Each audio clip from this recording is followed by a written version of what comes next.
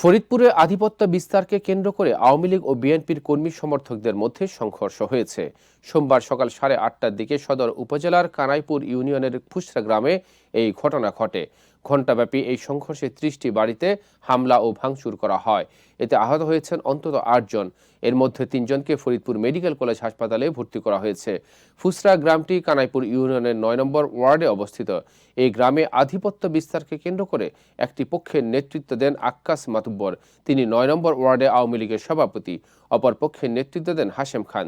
তিনি ওই ওয়ার্ড বিএনপির সভাপতি। স্থানীয় সূত্র জানা যায়, রোববার বিকেলে এলাকার একটি পুকুরে মাছ ধরা নিয়ে দুই পক্ষের সমর্থকদের মধ্যে কথা কাটাকাটি ও উত্তেজনা সৃষ্টি হয়। খবর পেয়ে রাতেই ফরিদপুর কোতোয়ালি থানার পরিদর্শক জাফর ইকবাল ঘটনাস্থলে যান এবং দুই পক্ষের সঙ্গে কথা বলেন। তার কাছে দুই পক্ষের লোকজন প্রতিশ্রুতি দেন তারা আর সংঘর্ষে জড়াবেন না। তবে এলাকার উত্তেজনা অব্যাহত ছিল।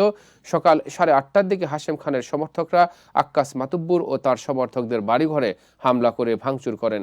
এই সময় গরু ছাগল লুটপাট করা হয়। পরে আক্কাস মাতুব্বরের সমর্থকরা সংগঠিত হয়ে হাশেম খানের বাড়িতে হামলা চালিয়ে ভাঙচুর করেন।